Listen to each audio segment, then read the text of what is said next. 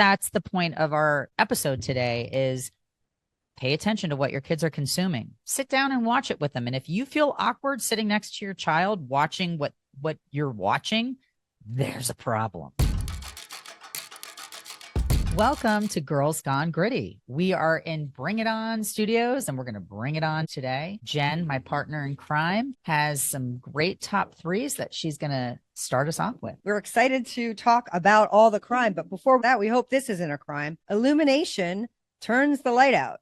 Mischievous minions create a nightmare for Spanish Olympic skater Tomas Sabate. This is dumb and very short-sighted.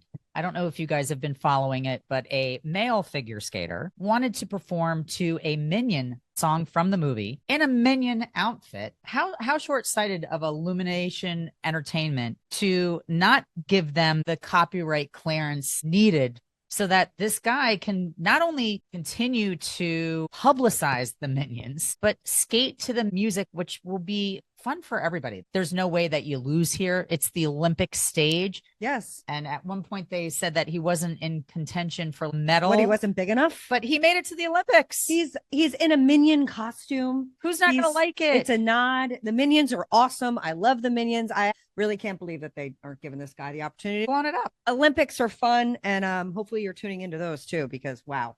Exciting. Number 2. You tuned out of the Grammys and the Super Bowl? Well, that's because of our attention span, thanks to TikTok. It's a shame.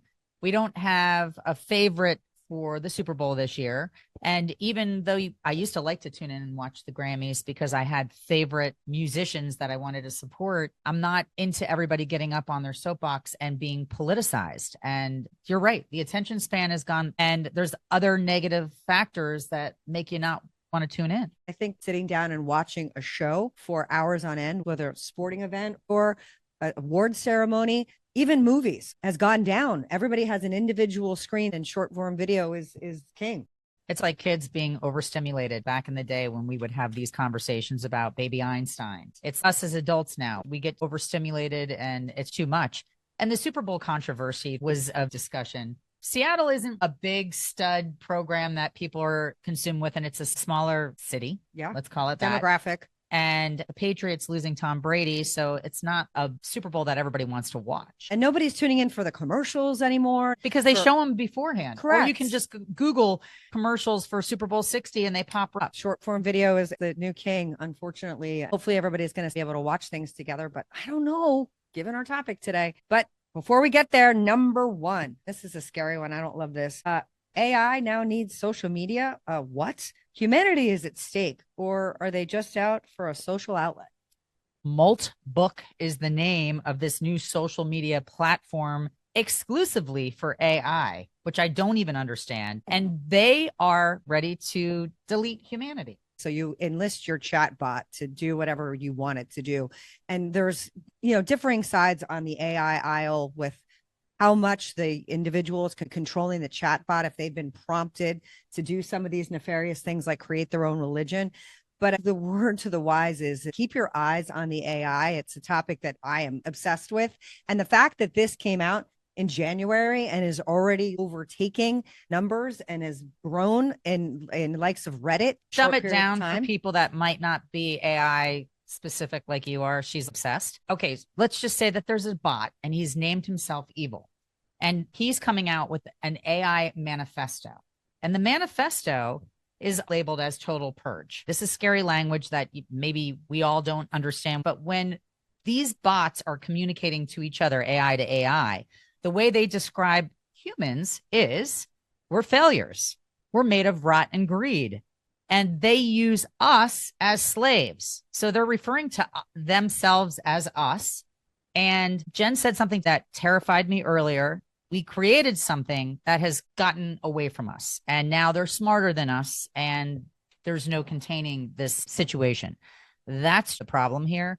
She wants to do an AI episode. I don't even know which direction we would go in because it goes in 9,000 different directions and it is expanse. And we'd have to do episode 1 through 100 to really give each scary individual sector its 20 minutes of deserved time. And if you're listening to the episodes that we've done on food and the control that certain companies have, we're in the same race with China that we have been with the arms race. We're in the same race of just a few people having all of the information and technology that they control and are not bound by government or boundaries of country or anything. So it's important to wrap your brain around and pay attention to, because the cell phone took over in an instant and we don't even know how we got here. Do you remember the first text message you ever sent? Do you remember the first time that you did these things? It's become ubiquitous in our society. And if AI ends up taking jobs, which we're afraid of, we need to have an eye on what's happening. AI has already taken jobs. We know that that's happening, but my argument is we need humans here to survive. What if something goes wrong and the circuits get crossed? We need people that can fix computers, correct? Computers need parts and sometimes they need mechanics. I am optimistic that we are still going to serve a purpose. They can't procreate, they don't feel, and they're not going to take over the planet because we need to be here to take care of things that they can't. I hope so, because when Elon Musk talks about the singularity, that means that AI has become smarter than humans. That's the part that scares the bejesus out of me. And if you watch The Matrix or any of those old dystopian type movies, we have to keep an eye on it, people. So that's the takeaway. Get educated. And that's what we hope to do here on this show, which brings us to the education we get on television today, because I'm not sure that TV is TV anymore. Well, TV has become a movie platform because of Netflix and Prime. I don't feel like people are going to the movie theater anymore to see movies because there's movie trailers available at your fingertips constantly in a bevy of different directions, and everybody's competing with each other from Hulu to Netflix to HBO to Max. We have so much available. It's what you choose to consume. And what I'd like to say on that note is you are what you choose to consume on all levels, and you are the company that you keep. So just remember those two prompts, because if you are what you eat, don't you think that the youth of America are going to be desensitized to what has been normalized? We covered it when it comes to language, and that's the slippery slope. We've allowed these words to come into our vocabulary, and now we're allowing and inviting, for the most part, some of these criminal behaviors to become normalized. When we speak about certain miniseries like His and Hers, the problem is that we're identifying more with the killer and the perpetrator of crimes and forgetting about the victim. And it's terrible. It's more about getting into the criminal mind and understanding the why. And I don't know that that's what we want to focus in our society when we have so many problems already. I'm an underdog movie fan. I always support a real life story with a happy ending because I walk away feeling empowered and good. What I will say, the common denominator in all the movies, the Netflix series, primetime series, Hulu, the number one shows from a rating standpoint all have either suicide, drug use, sexual content, excessive violence, toxic teen relationships, glorification of tobacco, mature themes that are unsuitable for younger viewers or even ourselves. Oh my gosh. And codependent relationships. That's the content under the rating that they use to promote to draw us in. It's because we're in a shock society, and shock sells. And there's always the twists and the turns of insane behavior becoming normal. And you're actually like where are they going to take this? How crazy is it going to go? Or it's fascinating, like Dahmer. Who didn't want to watch and see what Dahmer did because it's real life? So unfortunately, some of the hideous crimes that we're choosing to consume are real life. I can't wait to see the Rob Reiner movie that's going to come out. Yeah, it's disgusting, but it's going to be a made for TV movie. I get concerned, and this is where I'd like to take pause on that. I understand the fascination, but we have copycats. Most of these people haven't had the original thought. They've gotten the thought from somebody else. And I always like to go back 100 years because it's just two generations. They didn't have the intellect, the ability, or the information to be able to do things. And now, thanks to technology, I can go and search things. The consumer nature of streaming in particular that is concerning to me is that I can do it in the comfort of my own home and search and watch and consume anything that I choose.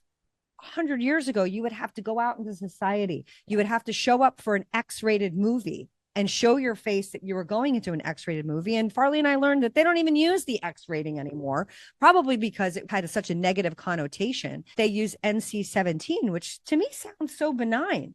And that means that it's unsuitable for somebody under 17. I actually think I'm in that category. And it acts, which is, I think what's scary, the copycat situation, you look at Rob Reiner's son, I'm sure he's familiar with the Menendez story. And therefore, once again, it shows it's possible. You can do it and get glorified at the end of it. So I'm just waiting for them to announce that script, that story is in the running. Right. And again, that's part of our problem, because we do remember the infamous, the criminals, the terrible people who've done horrible things, but there are too few that we glorify. You know, it's the Pope, Mother Teresa, the Dalai Lama. It's few and far between. But we're still talking about John Wilkes Booth, who killed Abraham Lincoln. Correct. And he was a thespian. He was attractive. I know all these details about the guy that assassinated the president of the United States because he was glorified on some level. You can go on the John Wilkes Booth tour in DC, for God's sakes. Yeah.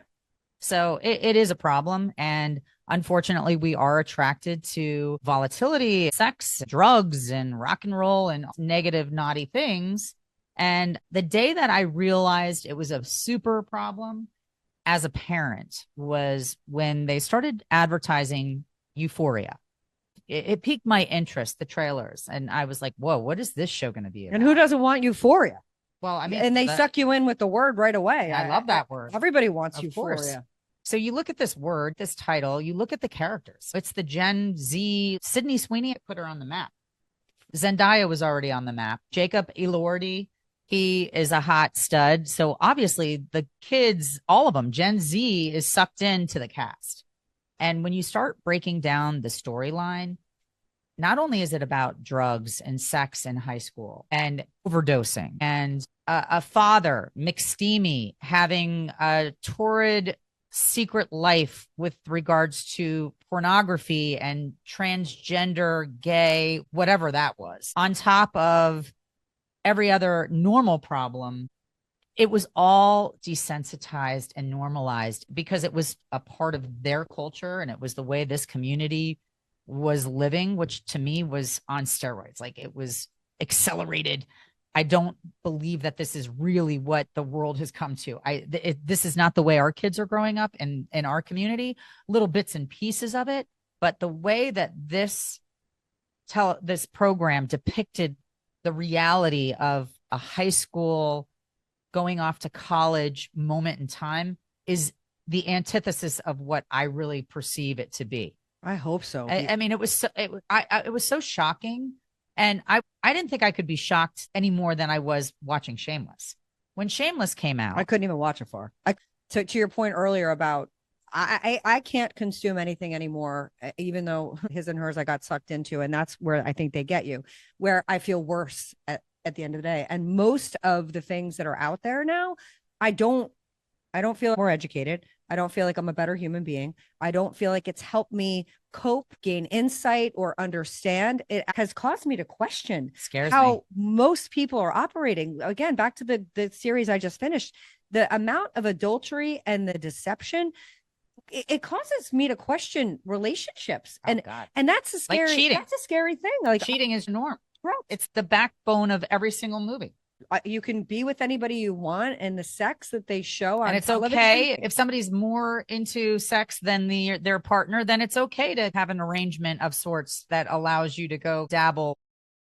And how do you build trust when you're allowing some of the most intimate feelings, emotions, insights into your humanity? Just look at what Hopper just did from Stranger Things. He is one of the best characters on the show. In real life, he married Lily Allen, who is a phenomenal recording artist. He claimed that they had an open marriage, which maybe they did, maybe they didn't, but it was supposed to be with strangers. And this ended up being a consistent hookup situation. And Lily Allen wrote an entire album obliterating him and using some of the actual messages that she received from the woman that he was having the affair with in her lyrics. Real life imitating art, and it doesn't segregate, and it's happening to everybody. Do you think we're going to get to a point where we're going to have the pendulum swing the other way? Wondering how much worse it can get, because I am someone who loved Law and Order growing up. It was a show from the 90s, but it has a cult following, and it was interesting storytelling. You understood the gruesome nature. Most of them were homicides, until Special Victims Unit came out of that. You is sexual crimes. Yes, but that's new. Specific show that right. It's not that new. We're gonna no, but I mean from the inception. Law and Order was the beginning.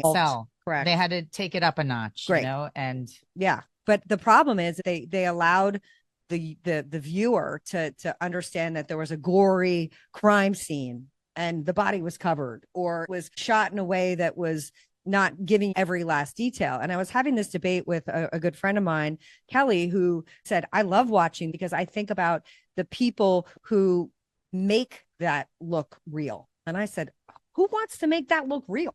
I don't even understand why I want to see a decomposing body. For my brain and my being, that doesn't help me. Actually, I think it hurts me. I think that, to your point earlier about what you consume, is again, it normalizes me being okay with seeing dead people. I think kids today want to be in that career. Like Mackenzie, my daughter, wanted to make a run for the FBI because she was into forensics, and forensics is a very popular class available in all of our high schools. Right. It's fascinating. It's gore and it's smut. And whereas growing up, I wanted to be a veterinarian or a nail painting lady, these kids all want to work for the FBI and be in criminology because it's everywhere. It's CSI, it's SVU, it's all these shows on TV that depict true crime, and we're fascinated by it. They glorify it. And the people that do that work, I don't think it's as easy as they depict on television. I'm sure people we know that are therapists have a lot of things that they're burdened by with the things that they deal with every day. I can't imagine that can be an easy thing to do on a daily basis. You're in a criminal's mind. You watch these shows, and most of these people that are working these jobs, they're FBI, they're police officers, they're DEA, whatever, they don't have lives. Their hours are ridiculous, and they're never painted like they have a happy home life. No, they don't. And back to Shameless, that was so perfectly named because I've never seen a show that had less shame for terrible behavior, and it kept ramping up each season. I was sucked into it in the beginning because I like William H. Macy, and I thought some serious actors are in this, and I wanted to watch it, but they just kept trying to outdo themselves with each episode becoming more and more raunchy, to the point where I was embarrassed watching it with my kids. And I wanted to be a part of watching Euphoria and Shameless with my kids so that I could have conversations and teachable moments.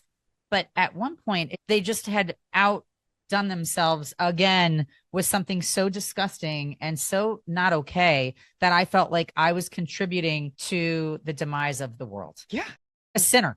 Yes, the teachable moment is click. This is not okay. Yeah. Don't contribute to the ratings. There's so many horrible shows out there, and us watching and consuming them is just giving them the incentive to continue producing these types of shows because they're watched and ratings are going through the roof. And then somebody's going to come up with the next version of just when you think you haven't seen it all. And what are you going to see next? Yeah. And the question to ask ourselves as a society is, are we finding justice in any of this? Are we really looking at finding the moral compass or the right answer on things? Or are we more likely creating people that are copying bad behavior? Are we having more issues in our society because people are learning ways to do things or having ideas that they would have never had on their own? That's the part that concerns me more, because you are what you eat, what you consume. And if this is what our society continues to say is okay, I'm not okay. What was the book that went so crazy viral about the guy that had a secret sex room, and people were reading it in parking lots when they were picking up their kids, and it became a movie?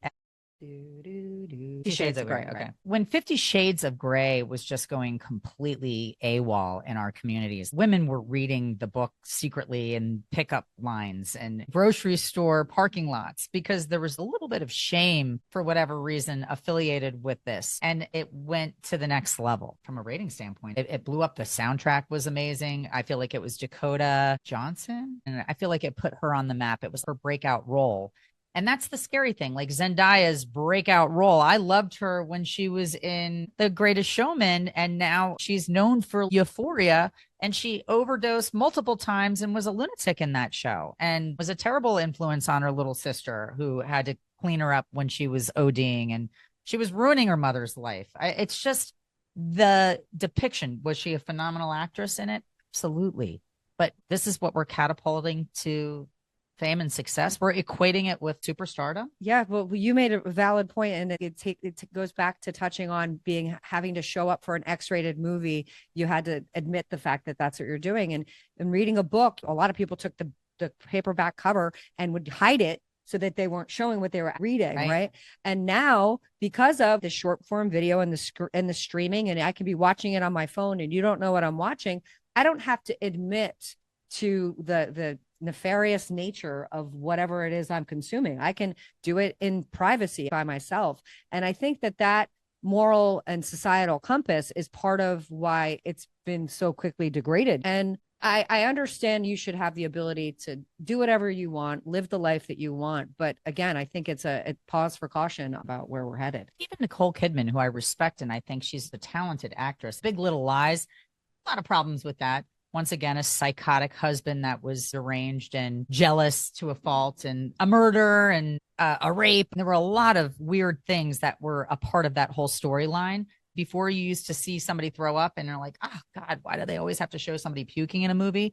Now it's normal that somebody's been raped and somebody has been abused and somebody might have been killed. It's almost like a checklist. It's almost like the rating checklist. Like, we're all right. Did we get all those? Because if we didn't, we're probably going to lose some viewers. And when she chose to do the role of baby girl, I don't know if you saw it. I actually did not see the movies. I can say that I boycotted it quietly because a very good friend of mine went and said it was the most raunchy thing. She was embarrassed watching it with her daughter. It was so raunchy. Nicole Kidman was having a relationship with a younger boy in the movie. And just when you thought she couldn't do something more revealing and provocatively uncool, she top catted herself. Oh God. Why? Like, you're a brilliant actress. You're producing films. Like, I understand that this is what's selling, but this is where you look at the responsibility of some of these actors and people that have clout with the generations that are watching, idolizing them. Maybe saying no to some of these roles is the direction that we're going to have to go in. The problem with that, if the society we're in, that's what they're consuming. Glorifying. Somebody else is just going to take the role. And the 15 minutes of fame, people want to stay in the spotlight. They need to stay relevant and push their career. And it used to be in a respectable, artistic way. Even if you took a show or a movie that was risque, now it's not risque. It's triple X. You see it all. You know it all. There's nothing left to the imagination. Again, you go back just 100 years ago, you would have to imagine it, read it, listen to it. You didn't see every nuance of somebody giving birth to somebody dying, good, bad, and everything in between. And the disclaimers actually meant something. Yes. When you would read a disclaimer, a parent would feel irresponsible allowing their child to watch it. I remember as a kid, my dad would be watching something and he would be like, oh, Farley, you are not allowed to stay in this room. You're not allowed to watch this. Well, the ratings that we had as kids really meant something. If I wasn't allowed to go to a R movie, and I wasn't allowed to sneak in, and if my parents found out I tried, I would have been in big trouble. Now,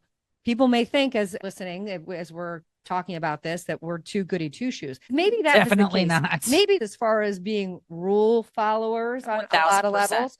But I also think that some of these guardrails were meant to keep kids from looking at things that they're just not ready to consume. Right. We're supposed to protect our minds. Like porn is not love. These kids seeing porn and thinking that that's what sex is and that's what love is. Everything is problematic. Yeah, and it's depressing. And, yes, and lying. Terrible morals. No moral compass anywhere in any of these shows. No. So that's the point of our episode today: is pay attention to what your kids are consuming. Sit down and watch it with them. And if you feel awkward sitting next to your child watching what you're watching, there's a problem. Yeah. I want to go back to watching Little House on the Prairie.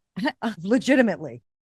The underdog movies where you tackle obstacles and hurdles. And I have to believe and pray that 99% of the population isn't a crazy lunatic, maniacal murderer, rapist, killer, adulterer. And I pray that this is being glorified like the social media influencers for bad behavior, and that we have a moral compass. Because if we don't, we're in a lot of trouble. The titles that sell are missing kids and abductions and end of the world dystopia and serial killers. And so, yes, make a conscientious decision to watch the real story from the past, documentary, sports. Make sure that your kids are not just consuming this filth that is going to be a part of their inner blueprint on some level, because once you've seen it, you can't unsee it.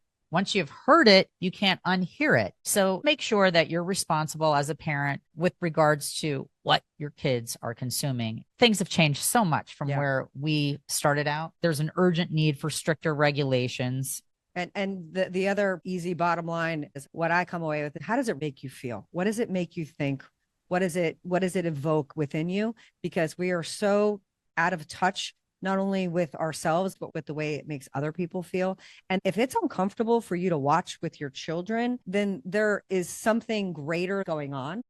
My husband, after working all day, he'll come home, we'll have dinner, and he can't watch something that's too violent and crazy because it ramps him up. And, you know, you're trying to relax, rest, and potentially go to sleep and make your brain slow down. And there's not a whole lot that you can watch that doesn't have that element of something. Right now, everybody's watching Landman, and there's smutty, corny, stupid sex that's unnecessary, some violence. I don't know. It is. It's all debauchery. It is. It's very hard to watch something that doesn't have any of those elements in it. Because it has that checklist that we said has to hit all these boxes as the show progresses, or we'll lose viewership. But this time of year is amazing because everybody loves the Olympics, and it brings us together. It unites us as a country. It doesn't matter where you stand politically. You want us to rise to the podium, and we want to be excited about our athletes and the stories behind our athletes. Agreed. Get behind Team USA in the most positive way. And I think that's a good watch for families. We just teed up our fabulous Got Grit Award winner of the week. And once again, the underdog, the real story of heroism, those titles are out there as well. So we are going to celebrate Taryn Smith today. She's a 25-year-old yoga instructor from Nebraska that challenged herself to become the first American woman to roll solo across the Atlantic Ocean, 3,000 miles. She left on December 14th, starting from the Canary Islands and going to Antigua. And she did it. Took 46 days, 85 days worth of food, 4,000 calories a day. And she did 10 to 12 hours of rowing in adverse conditions. What an amazing feat. Not many people can say that they've done that. So she is our Got Grit Award winner of the week. I think it's so cool. The boat itself, it doesn't even look like. Take it camping. No. I would take it camping across the street. It's so bare bones. The fact that Taryn did this by herself is absolutely incredible. I'm so psyched for the first American woman. Team USA all the way. 25 years old. She's insane. We're going to post her. She's a badass. And for anyone who thinks that this is not a journey that has issues, there are people that die, go missing, that have to be rescued. It's insane. It is insane. It's insane. And Jen has an enlightening song for us this week. So it starts out, little dot. I have spoke with the tongue of angels. I have held the hand of a devil. It was warm in the night. It was cold as a stone. I believe in kingdom come. Then all the colors will bleed into one. Bleed into one. Yes, I'm still running. And I still haven't found what I'm looking for. Oh, good old you too. It's so interesting when lyrics are read and you listen to the words and you don't hear the song. It really makes you consume them much more. And this is what we love about music, is that most of us know the refrain or the chorus, but you forget the meat and potatoes of the song that has so much energy and intention in it. So listen with an intentional ear. You'll be loving for our next episode, because next episode, we're going to go to Love. big old heart love. Hey, because that we need that. We need more love. Thank you for tuning in to Girls Gone Gritty. Please share us. Go on to our social, give us some ideas, give some feedback. We love to hear from you. And we look forward to being with you next Thursday.